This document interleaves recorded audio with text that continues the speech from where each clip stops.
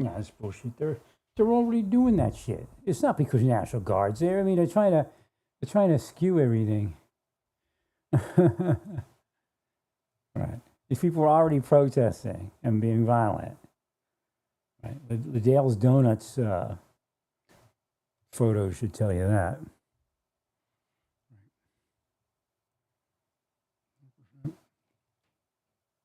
They're going to make it all about that because violence is still going on. They're going to make it all about that. They just need to go away because that's what she knows. It'll secure all the deportation operations.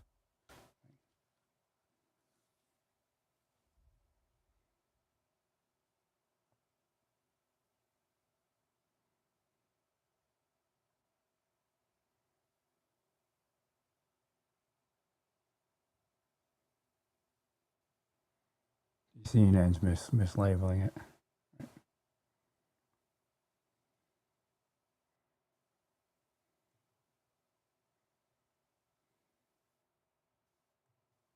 No, as long as it comes, I hate when they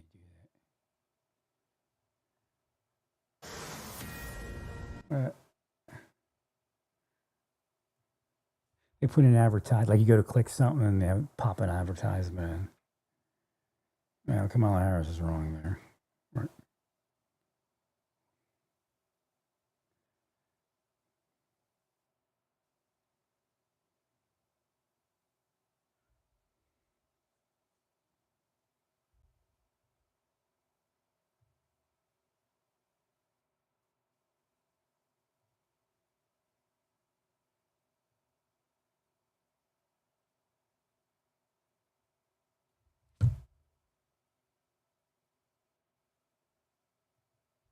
See who these people are.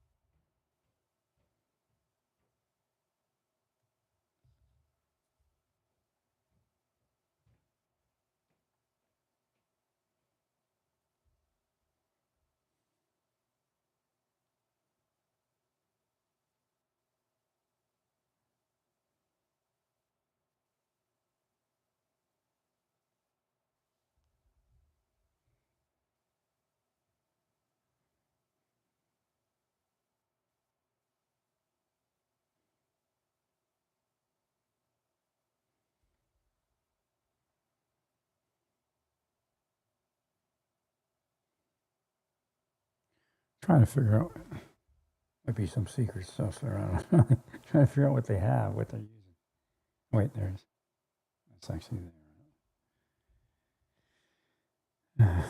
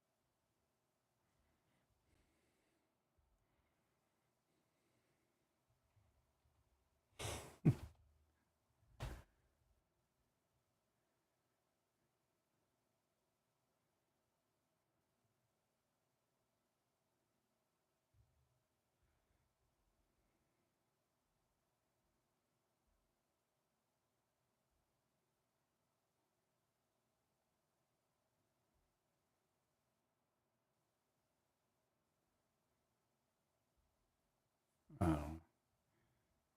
Sorry for can't get much information on that. Let's see if they're in the news. Other than that.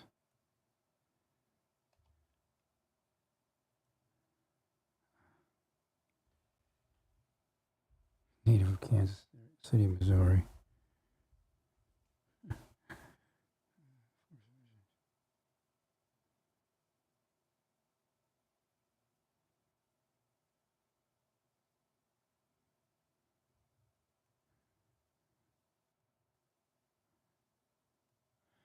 The more military police officers you get there, the more likely you'll have entities that can go on these operational missions. It doesn't have to be the military, right? They can maybe free up some other officers.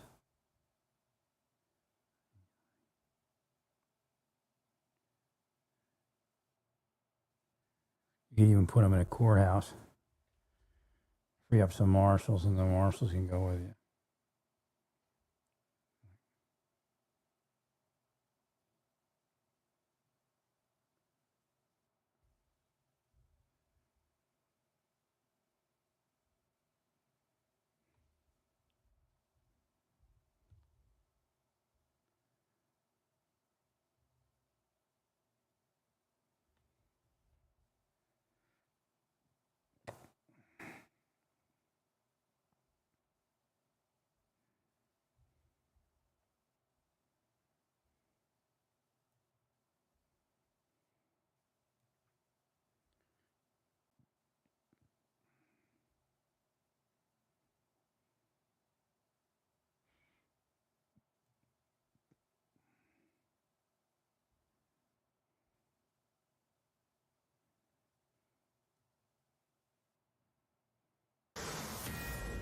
Looking at live pictures out of Paramount, California, where protesters have been clashing with police all day outside a Home Depot. It is still unconfirmed whether immigration officials were conducting an ICE raid, but several ICE vehicles have sustained damages and multiple protesters have now been arrested for an assault on a federal agent. This incident follows.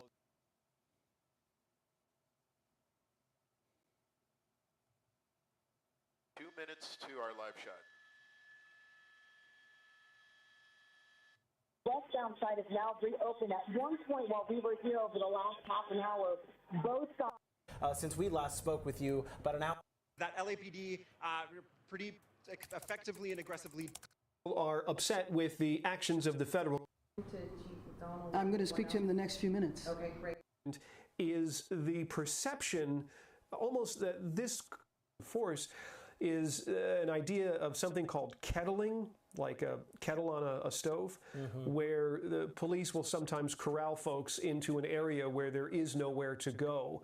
And the courts have said repeatedly you can't do that. The police have to give people an avenue to leave freely. And so one of the things that we may see play out here is that you'll see all of the law enforcement perhaps move from one side and maybe a second street that's perpendicular to it, but making sure that there is a clear path, assuming they've declared this an unlawful assembly up on city streets, which it sounds like they did, give people a clear path to leave, instructions to leave, and then we see them start finally using their physical presence to push people one direction or another. Clearly that's happened on the freeway. It sounds like that's in the makings on the surface streets, depending on everyone's behavior. If folks were standing around and chanting and carrying signs and maybe blocking an intersection, the chances of those being declared an unlawful assembly are far less than when you have these conflicts and friction between some people in the crowd and the police who are out there. That's typically when that sort of thing happens. It also, again, looks like the CHP is beginning to push their way up that off-ramp to get people off the freeway completely. And we see yet another arrest, at least the second person in the last several minutes, Eric, being taken away in handcuffs or likely zip ties in this situation. Eric, in these particular situations, if someone is arrested at a protest, what kind of charges may they face? Or in these, in this situation, especially when you're kicking a canister directly at an officer? Well, these are difficult cases for a number of reasons. One is just the chaos of the situation. How does the government, meaning prosecutors, prove that the person who's in custody is the one that did a thing? It's a real difficulty with prosecution with things like rocks and bottles, because how do you know where they came from, especially if they get thrown from inside a crowd of hundreds or thousands of people? So one of the things that has been happening more recently, and you might even be seeing it somewhere in the crowd of CHP officers, is they bring photographers and videographers with them whose only job is to try to record the actions of the people who are closest to the officers, so they can try to figure out what one person did or another. In theory, you can be prosecuted for failing to leave after an unlawful assembly has been declared. Oftentimes, as we saw with some of the recent arrests at university campuses around Southern California, decisions were made just to drop the cases after some months had passed. There were no significant efforts to prosecute people other than specific individuals where it was very clear on the part of the police and prosecutors that they had been involved in some type of particular violence or particular vandalism. So a lot of times these arrests, even though no one really wants to say it directly, the arrests are a means to an end. You can legally and lawfully detain somebody on suspicion of failing to obey an order or any number of things that happen in these crowd control situations, and that removes that person from the demonstration for the next few hours at least. And sometimes that's kind of the unstated goal, to get the people who, at least the officers on the ground, may believe are instigating or causing trouble out of the crowd and away from everything that's going on, and then it makes it easier for the rest of the crowd to be managed if the folks that the law enforcement thinks are the ones that are causing the greatest amount of trouble are moved out. That doesn't always work according to plan. I mean, we've seen plenty of demonstrations where the wrong people are yanked out of the crowd by officers in riot gear, zip-tied and hauled away, whether it's a reporter or people who are there demonstrating peacefully. To get back to your question from a couple of minutes ago, it's very difficult to know in the heat of the moment when there's these friction points where there's lines of demonstrators and police trying to push people in different directions. If some officer gets hit or a rock lands, it's really difficult for anyone to know exactly where it came from. So these situations are fraught with danger, and it's not an easy thing to manage. And the larger the crowd gets, obviously, the more complicated it gets. By the way, we keep seeing this smoke rising from this this point between the CHP officers and the crowd. I'm not familiar with the CHP just letting loose canisters of some kind of material. I have no idea what's going on there, but it does not seem like it's something that law enforcement's doing, but difficult to tell. Certainly something we'll try to find out more about. Yes, and I'm just wondering about the handoff now that the CHP has cleared the freeway. Obviously, they still have a big presence out there. Do they hand things back over to the LAPD? How do they work in coordination? Well, certainly the local law enforcement agencies are all in contact with one another. They typically have a command post where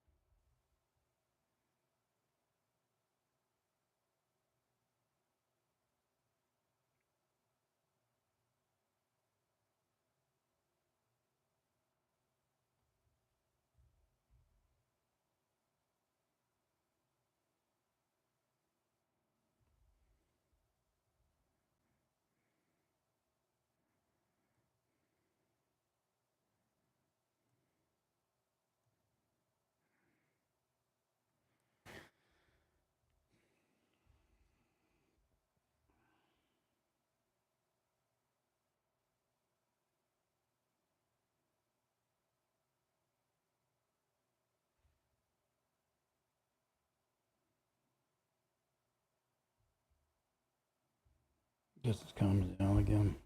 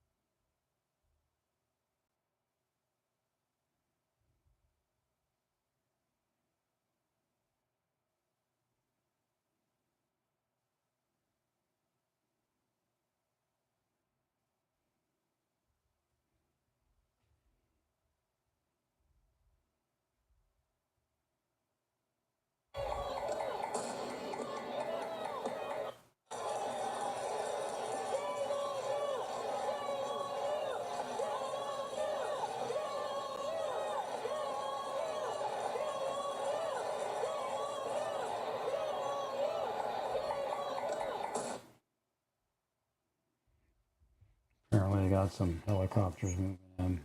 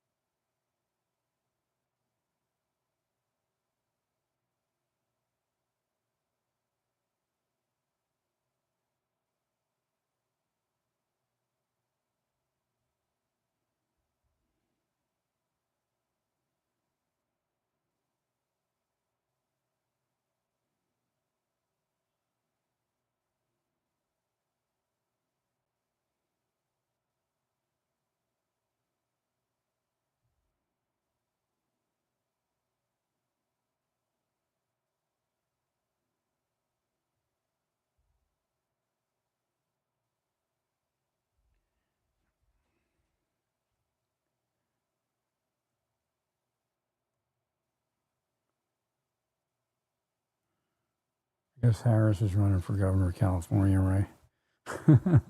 Right.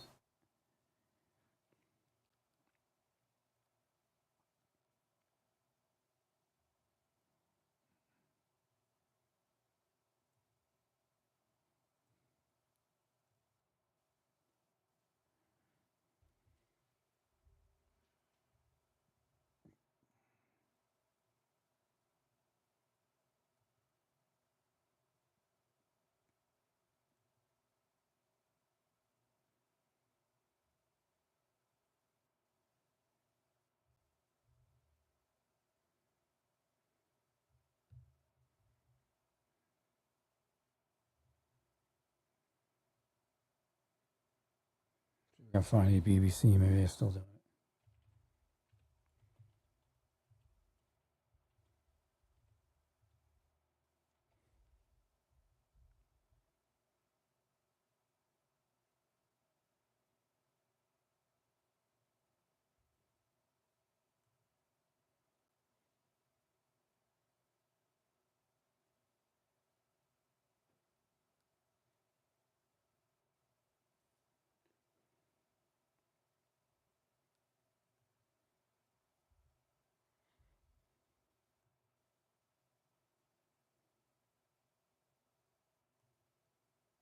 Buildings, two key federal buildings, the key one being downtown. That's where this is happening. For the most part, most of the city is not affected. And you referenced the fires. To some extent, the fires were indeed more widespread than these protests that we're seeing today.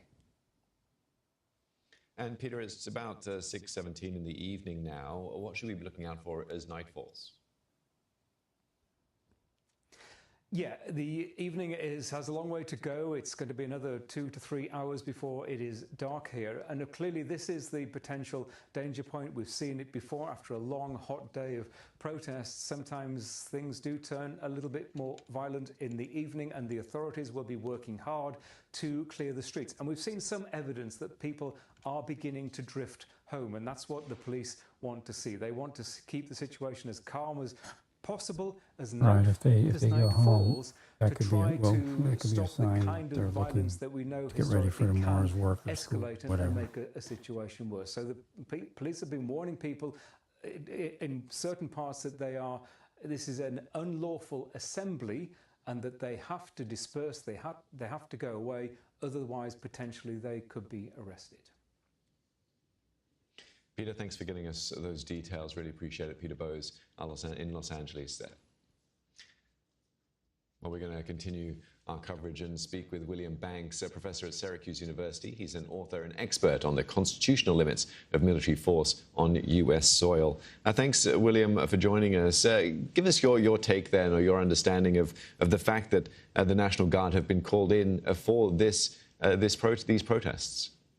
This is really quite an extraordinary event in our history. The last time that the president federalized National Guard against the wishes of a state governor was in 1965 in the state of Alabama, and there it was done to protect civil rights protesters who were being antagonized by local police and local officials in the state of Alabama. So it's a rarity, that's to be sure.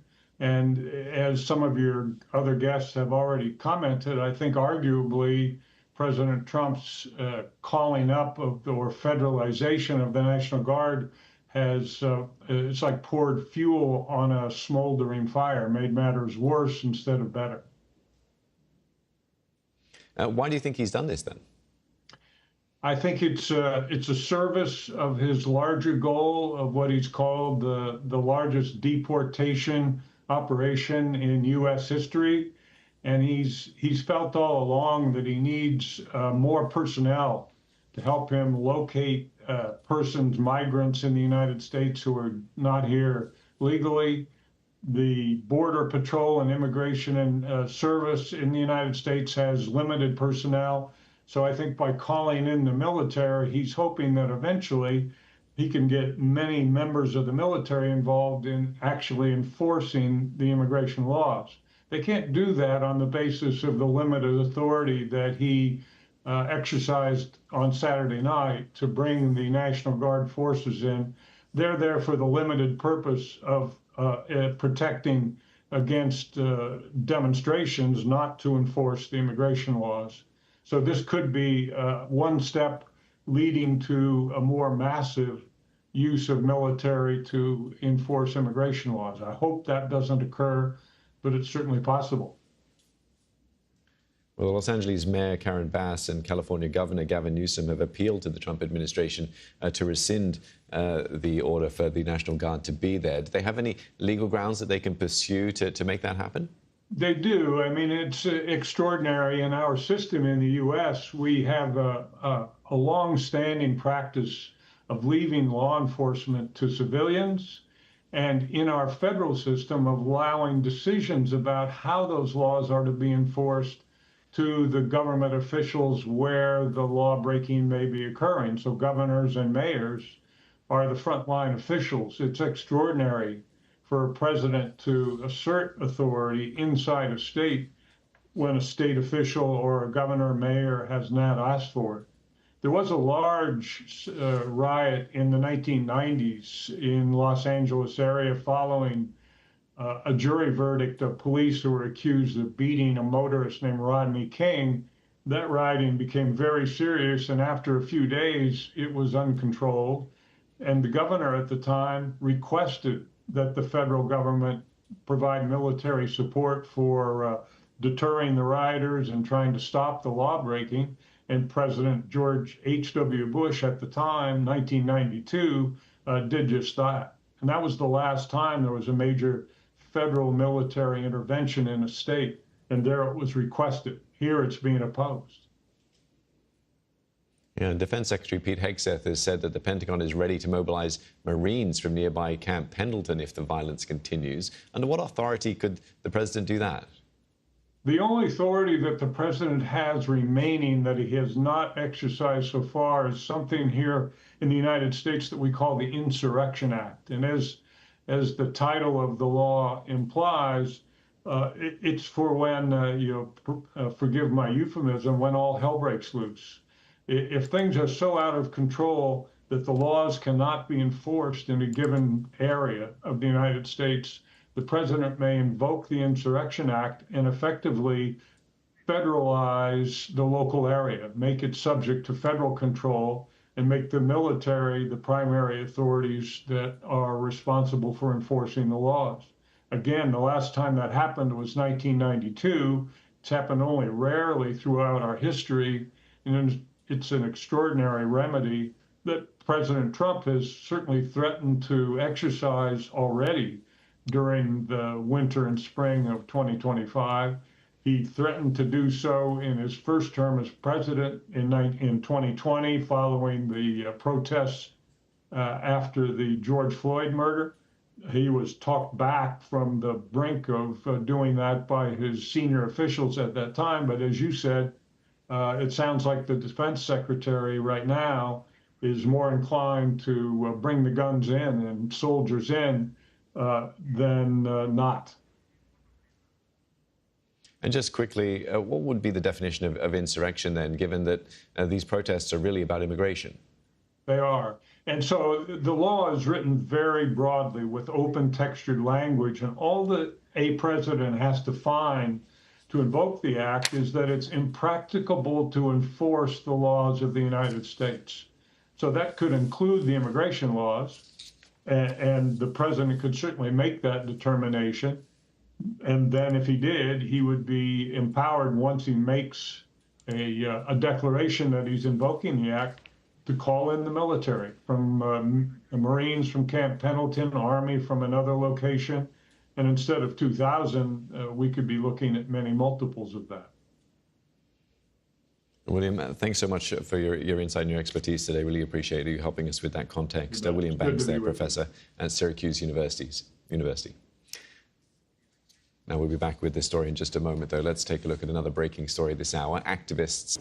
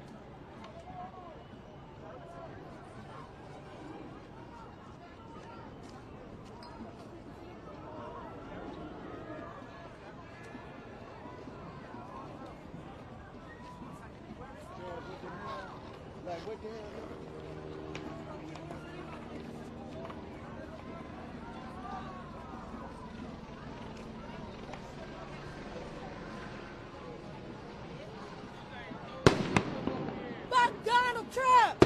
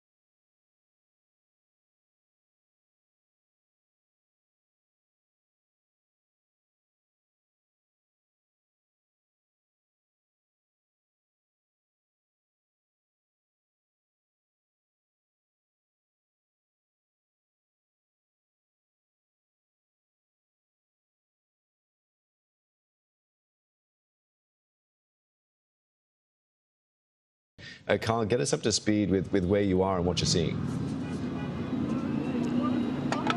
Steve, we're right in the middle of downtown Los Angeles, and at this point in the day, there are definitely fewer demonstrators here along the freeway overpass. This is 101 down below us, but that doesn't mean that the situation is yet under control. We've got a bit of a scary scenario playing out over my shoulder behind me.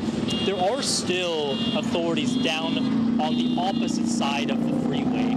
This is where a couple of hours ago, Steve, we saw that mass of demonstrators occupying this part of the freeway. They've since been moved out. There were several arrests made, and what we believe is happening is that those arrests, some detainees are still down below that overpass. They're trying to move them into a LAPD bus that's waiting on the near side of the freeway here. They want to get them out. But what we've been seeing playing out over the past 5 minutes or so, just before you came to us, protesters throwing what seemed to be fireworks down onto the freeway, water bottles down, aiming at those police officers, and the police then firing back non-lethal rounds, maybe shock grenades, up at the people around this overpass. You can probably see, and now there are some more officers. They're wearing shields and they're carrying batons. They're moving back down onto that freeway. I can also tell you, Steve, this area where we are now, we actually received alerts on our cell phones telling us that an unlawful assembly has been declared. That was about 15 or 20 minutes ago. That signals to us that at some point soon, these officers are going to try to move these demonstrators a bit further away. Because right where we are, this has really been one of the flashpoints over the past couple of days. We're near that federal detention center where those detainees were taken after those raids by immigration authorities. That's, of course, been a big focus, and that's that building over here. You can see that large concrete building. There's a much more peaceful demonstration blocking the intersection over there, while a much more, I think it's fair to say, violent protests taking place behind me. You can probably also see, if you have an aerial view, there are still some cars burning. Multiple Waymo vehicles were set on fire. That really thick black smoke has dissipated a bit at this point, but that was the situation in that area of this intersection. Several different types of protests happening, some peaceful, some much less peaceful. But right now, the focus is still around that highway area, that overpass behind me. It looks like what they're trying to do is get a safe exit for some of those detainees into that bus. Meanwhile, of course, we do have some traffic that's resumed on this side. People honking, showing their support for the many protesters that are still here, waving signs, waving flags. Many people here very much against the presence of not only immigration authorities, but also, of course, the National Guard that's been called in.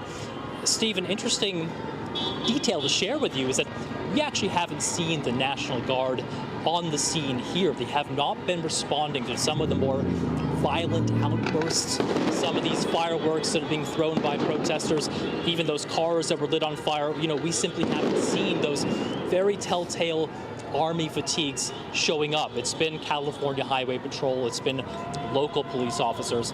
It hasn't been those National Guard officers responding or interacting really with any of these protesters in this area. We did see that a bit earlier. National Guard as well as Department of Homeland Security police doing some maybe a bit more interaction, firing tear gas at some demonstrators, and that was earlier on in the day, but that was really in the front of that detention area, not where we are here, about a block and a half away. So if you take a look, we do see some movement now from those police officers gathering underneath that overpass. Very loud traffic going past, and I think there's a bit of a sense right now, Steve, that people kind of waiting to see how this plays out. Again, just to tell you, got that alert on our cell phone 10, 15, 20 minutes ago saying that there's now been an unlawful assembly declared. Usually in these sorts of protests, that's the first signal that everyone needs to leave. You'll get some more verbal signals, maybe from police officers on the ground, and then what you'll see is a much more visible presence and those officers really moving in and starting to get this demonstration cleared from this area. So we're waiting to see if that does indeed take place in the next few minutes. We'll just have to see.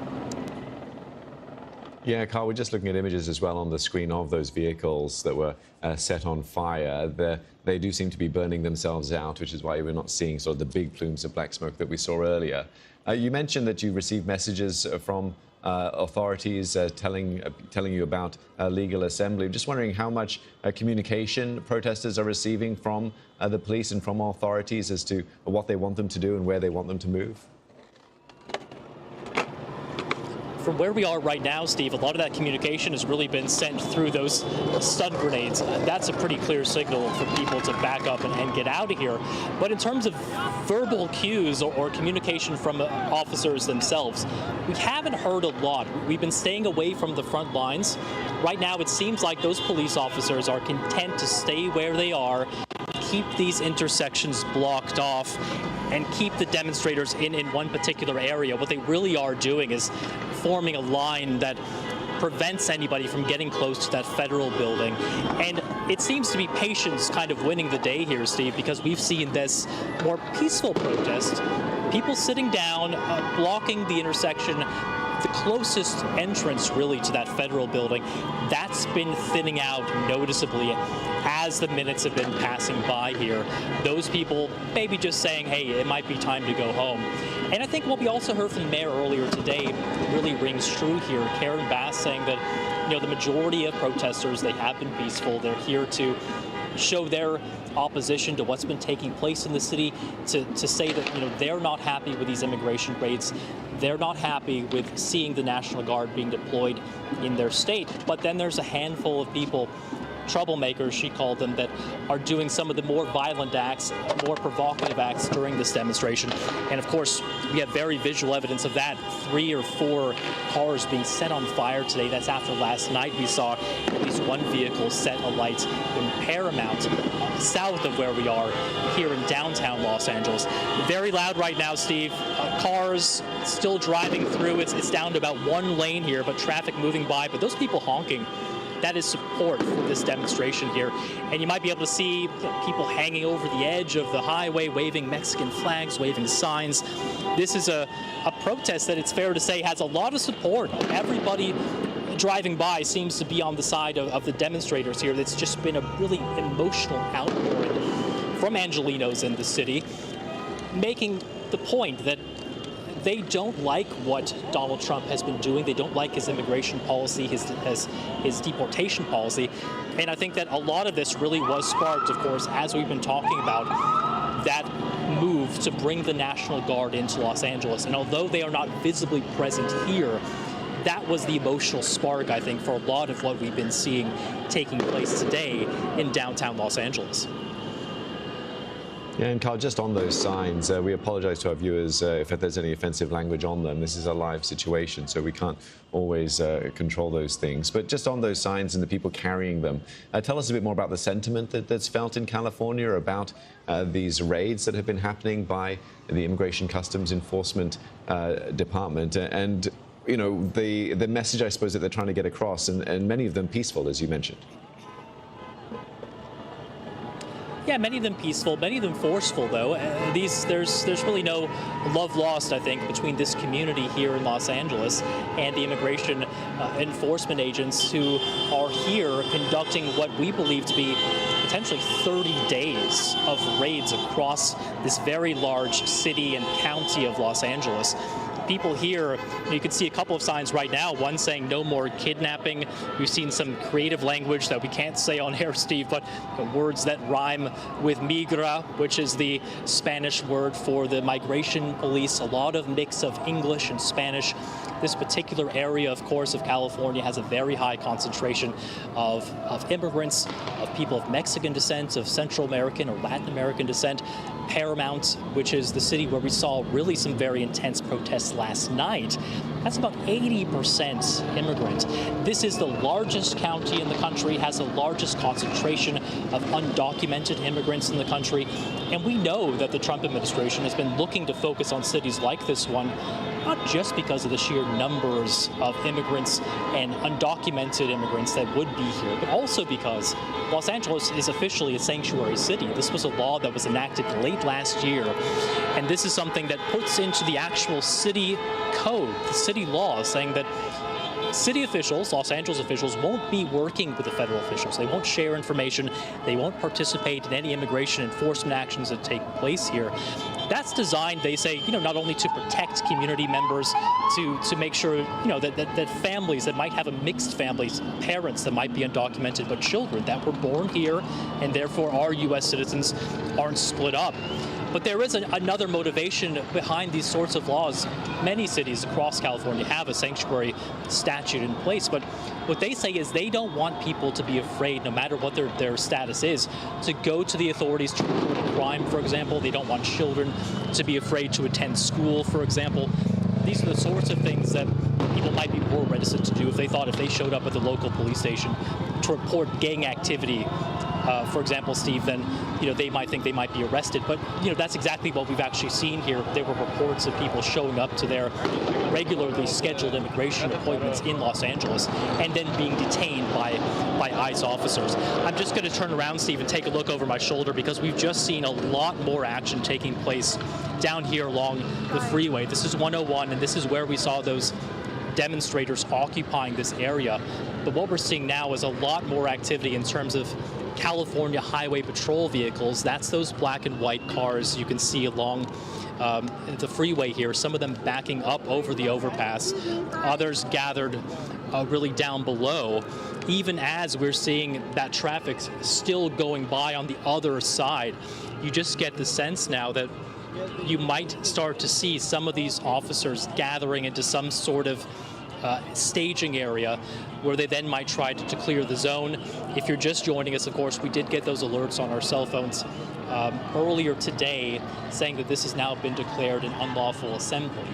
That is usually the precursor to officials beginning to say, enough is enough, it's time to clear this area, because for the last hour or so, patience has really ruled the day. But we did begin to see a bit more skirmishes taking place, and that might have been the signal that they were ready to move people out. In fact, we are seeing a bit of traffic coming in from this direction.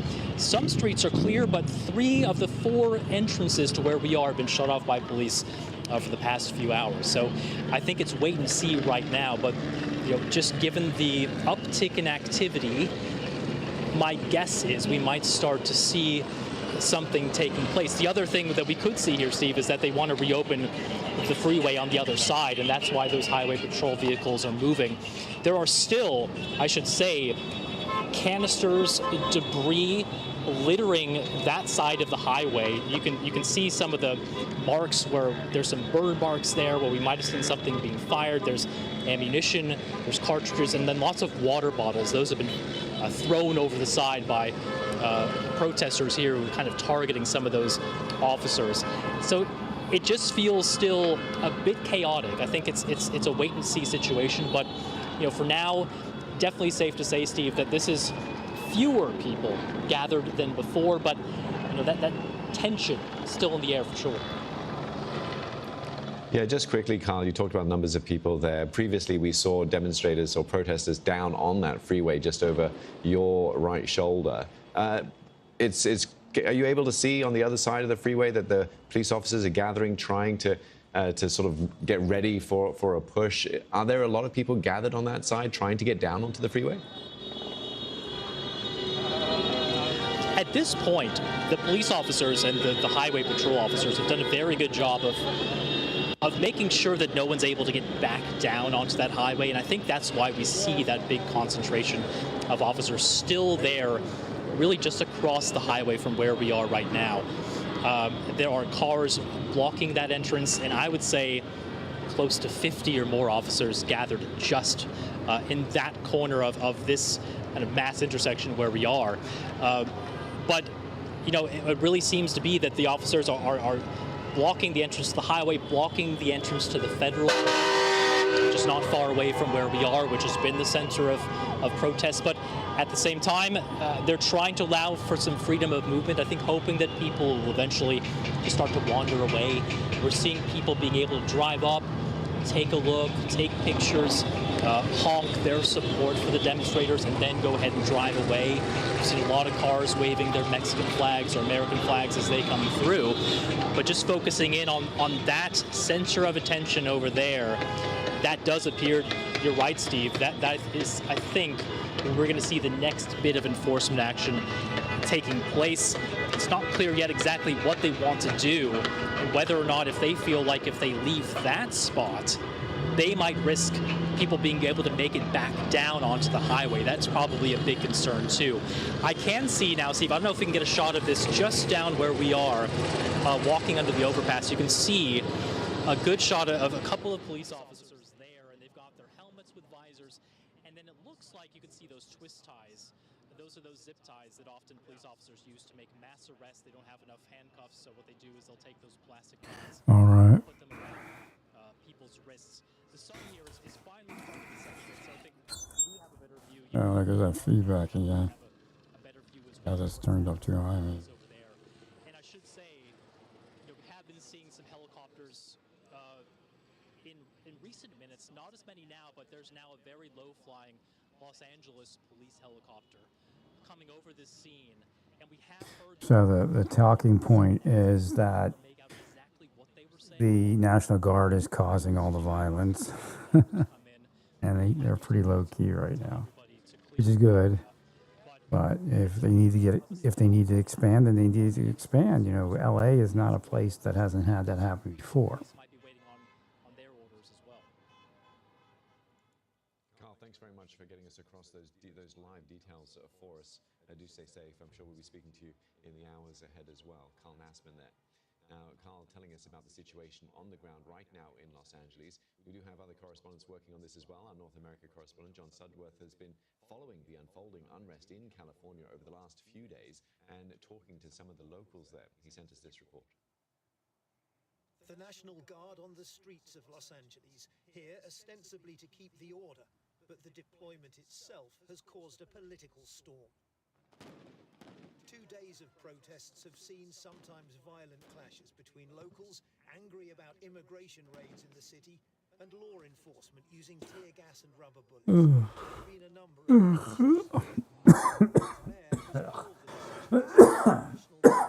unnecessary posturing. California's governor says it's pure political spectacle orchestrated by President Trump.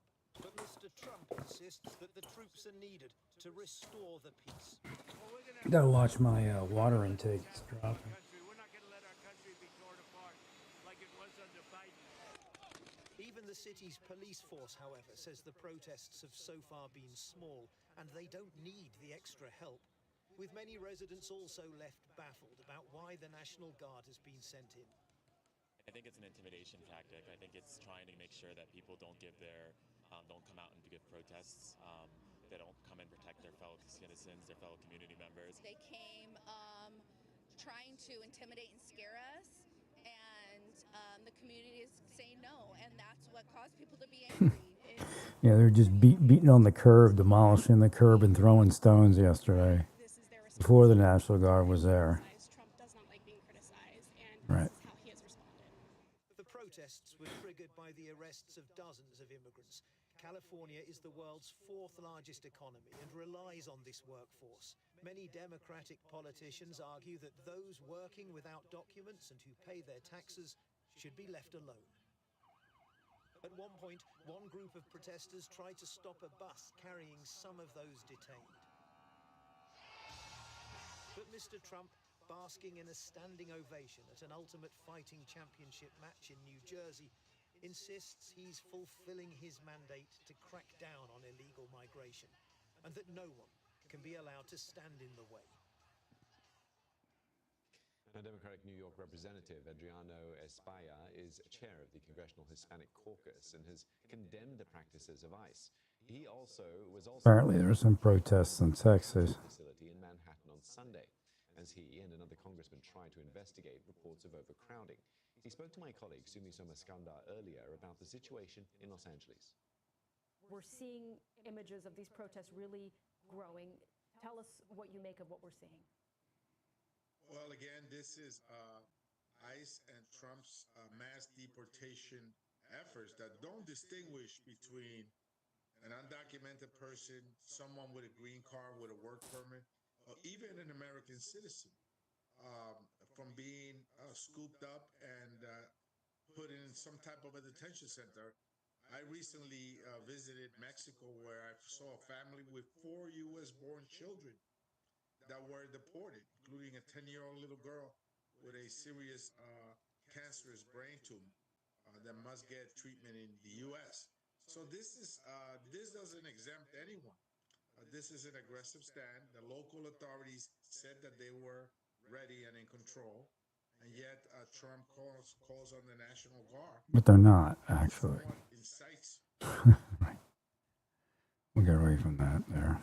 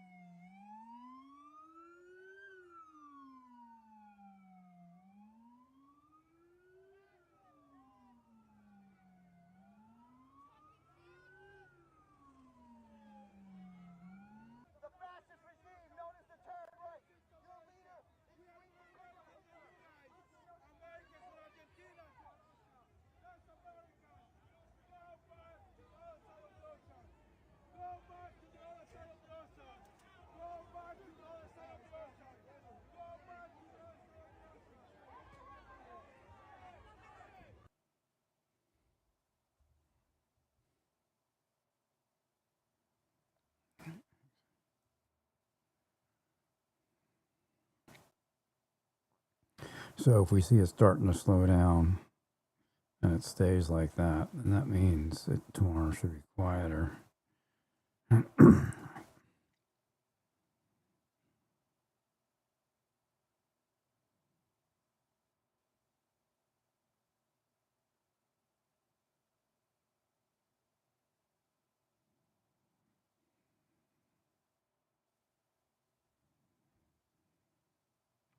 No, that makes sense.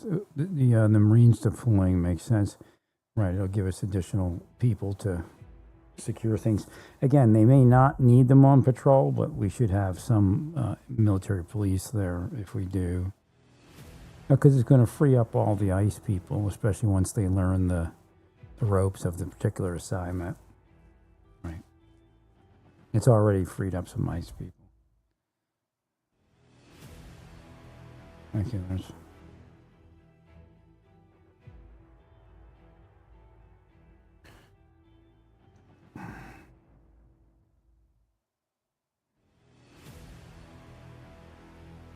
I'm trying to politicize it.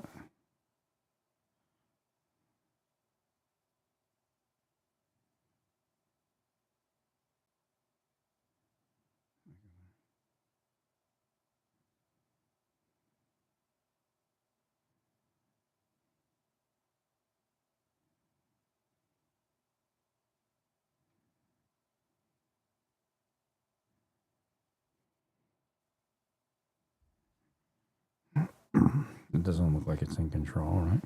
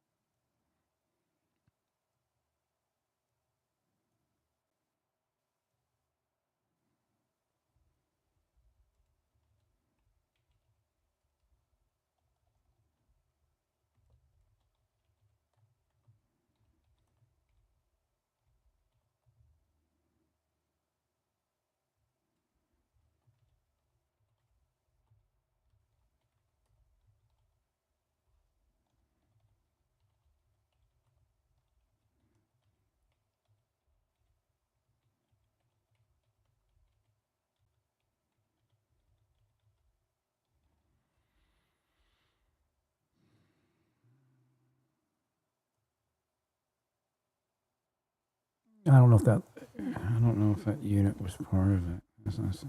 They may have already received training. Those Marines may have received training in supporting that type of operation because 29 Palms was one of the facilities. Right. There's recent training, and the FBI was part of it. This exact type of scenario, or a similar scenario. I don't know if it's exact, but.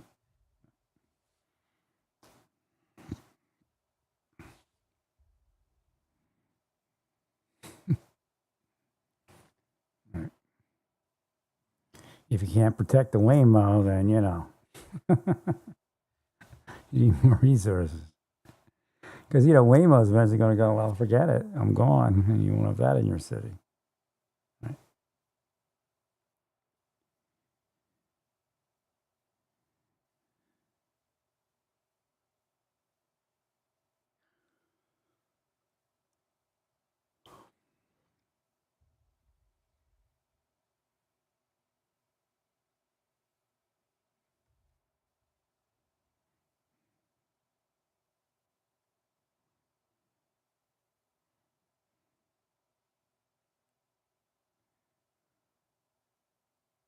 AI stuff's weird. It's too weird. Like the AI films.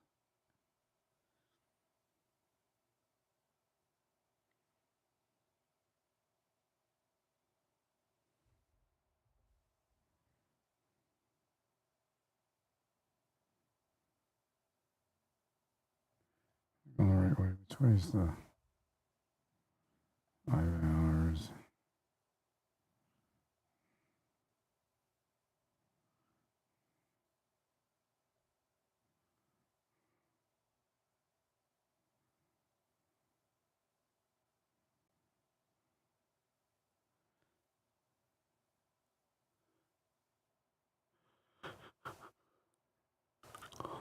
What does it say? Anti-ice. I don't think that's anti-ice, actually. I think it's just one of those women that goes naked based upon political agenda.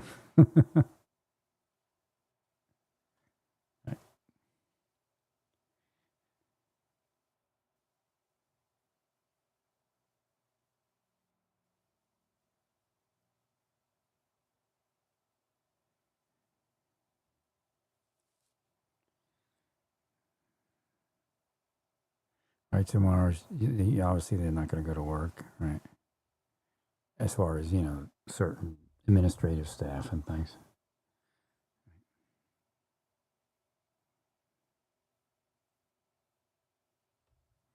Thank you, Larry.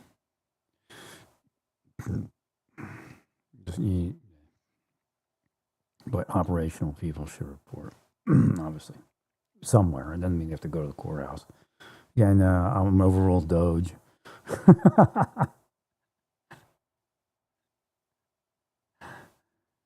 Hey, Elon, that's a naked woman on the non-porno side of your ex, right? You have to that has to actually be taken down. Want to complain?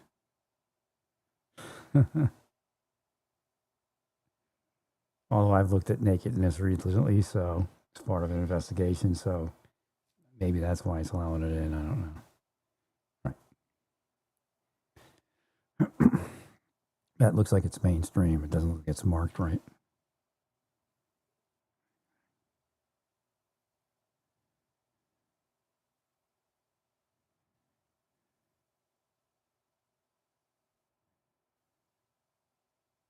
Yeah, they let too many people in, and really, what you can consider stable people are suffering because you let too many in. Right, you let too many people in. There's just no way to sustain. We don't have the money. We don't have the space. We can't secure their immigrant neighborhoods. Right. Let's check in on how management of the protest is going. Yeah, insufficient law enforcement.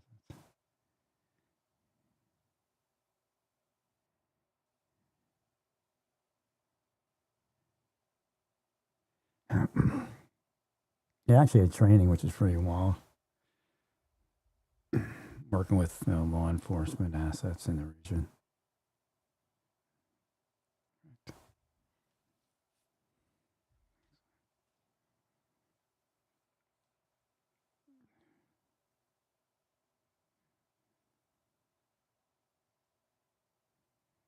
He's kidnapped. The occupational forces or forces that support Israel.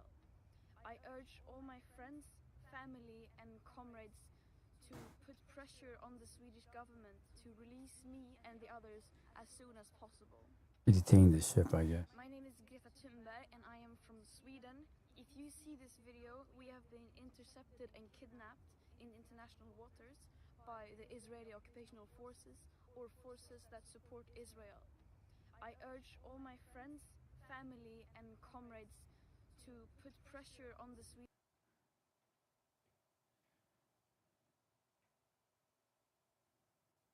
So she might be playing into the riots there, right?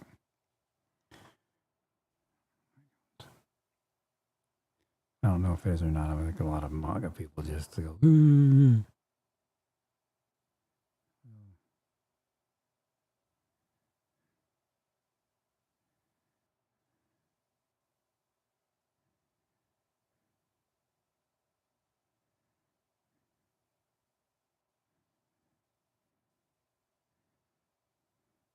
You know, actually, this is milder than the WTO response back in, when was that, 2002 or something? Maybe even earlier. Yeah, it really is.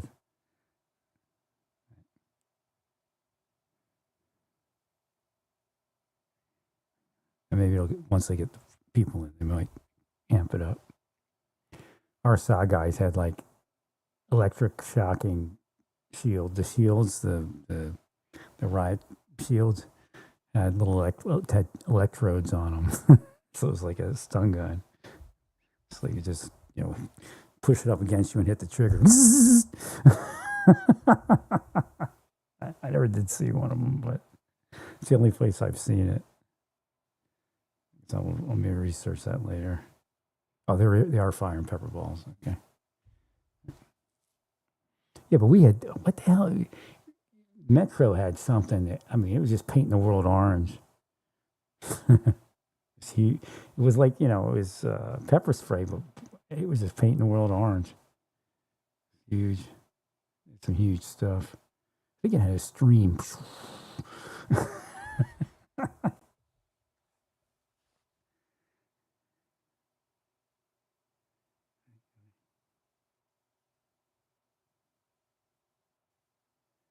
And they came back and they were laughing. It was like, what? I guess, I don't think working with SOG yet. And we're standing there at the courthouse because they had us protecting the Superior Court, I guess. And that's where they're, bringing all the arrestees. They're all like hippies back then. It was like the grunge time when all the grunge people were in. Right. And they're like laughing. They say, yeah, we had these, we have shields that, or somebody telling us that SOG had the shields. Maybe it was that one guy. I can't remember his name. Went to ATF. But he was the court security guy for Superior Court at the time.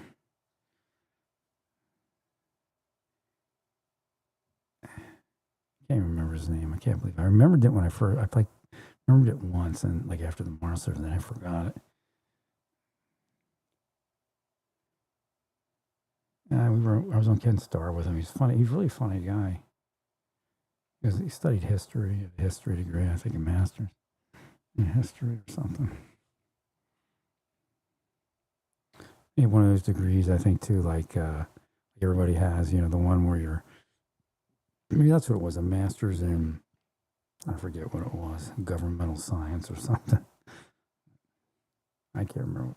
But anyway, he was like a genius in history.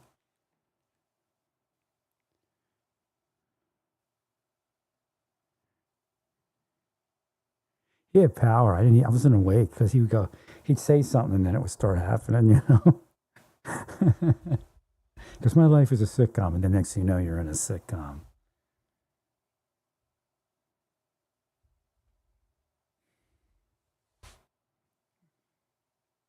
But yeah, they were telling us that they had these shields with 2 electrodes on them. And they were just, if they wouldn't move, they'd hit the trigger.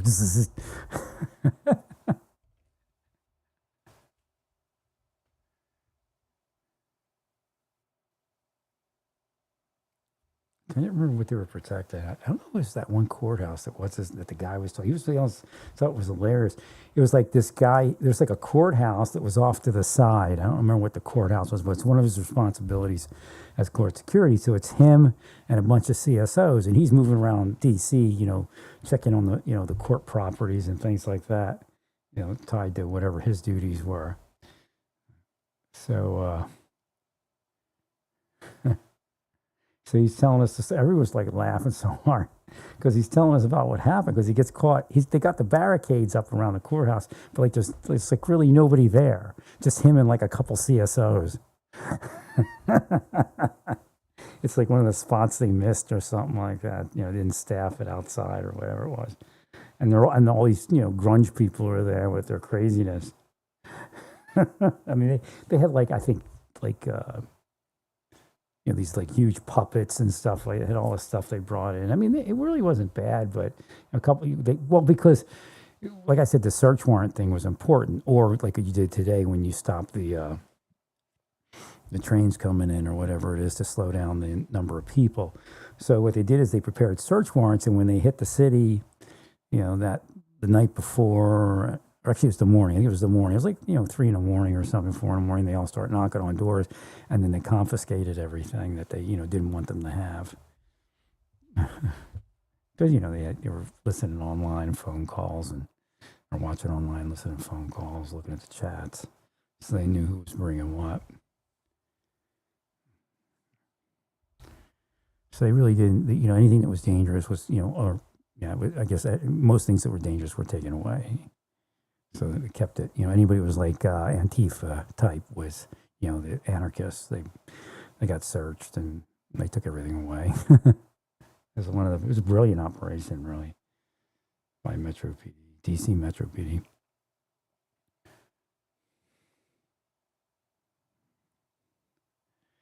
And, but yeah, he was just explaining what was like. He's trying to secure the courthouse with a couple of CSOs, and they're trying to get in, And he's pulling on the door, trying to lock it.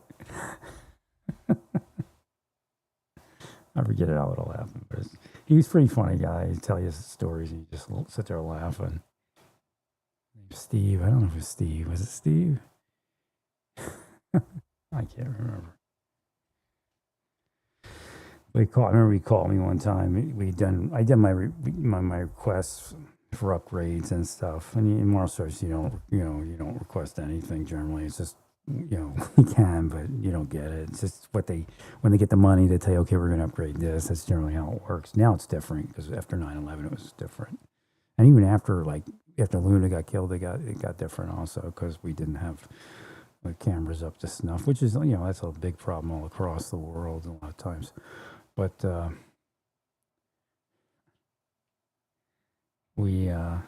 or killed himself, whatever it is.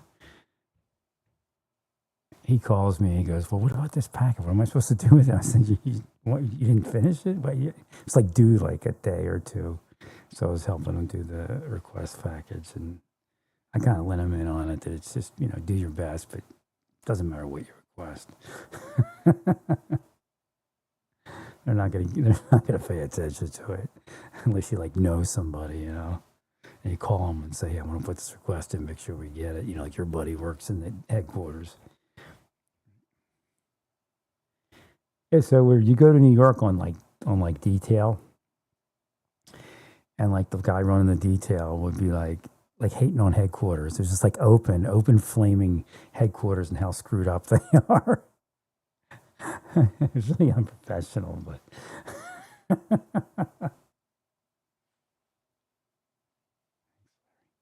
it was strange. They were working me over, right? But they did working too. But again, working was living a pretty good life. That's why you played football in college or something, and so you had a good life, good wife. Right?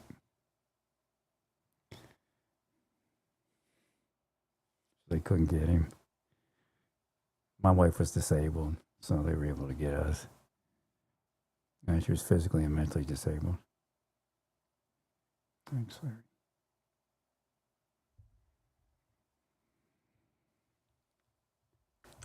I mean, it's just insane. I'm sure criminals run it. I'm sure that the face people in the Marshal Service were just, lackeys for some criminal entity. Yeah, CIA.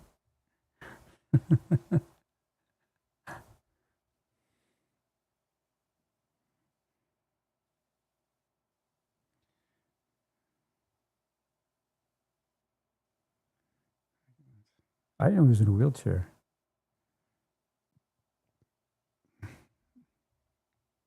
They live great lives. Leadership of the LDS. I mean, because most are alive, they're so focused on that on LDS. I mean, it's a good life. I mean, but you got to get in early. If I got in 15 years ago, it would have been a great life. Right, but I don't know. I just never opened. It never opened up. Things open up when it's usually too late, and it's not really too late. But I'm not gonna really benefit from it like I would have 10, 15 years ago. I wouldn't be in this condition in this life I'm in right now if I'd have gotten to the LDS. Somebody knew. They blocked me from it, I'm sure. There's the naked woman. It's never complete without the naked woman running around with the signs. Okay, so what the whole transgender thing is? Again, they're not quite men. I mean, a little bit different. We all know that. Like you got your political statements. That's fine. I think Simone Biles said it best. She's not. I don't think she's into them competing against, just regular women. But the idea is to try to make something for them, so they, when they're in high school or junior high, that there is a sports league for them, where they can do it. Obviously, accommodation of disabled does not require that level of accommodation.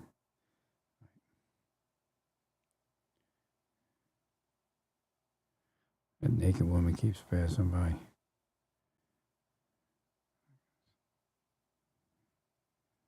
I don't feel like complaining. I really don't. Because they'll tell me it's loud. Right. It's just not marked right, probably. So it's probably coming through on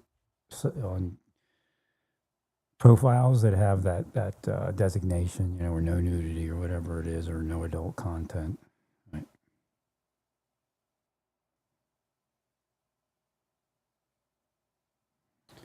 Well, if deportation is being provoked by the Trump administration, then that's what it is. But that's part of the lawful duty of government.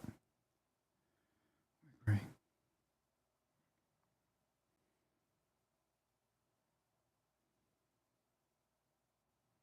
Or did they take the child to the protest? I mean, it's just one of the hazards of going to those places. It's not a safe place. Actually, she could be considered negligent. No, she's not. She should have known that could have happened.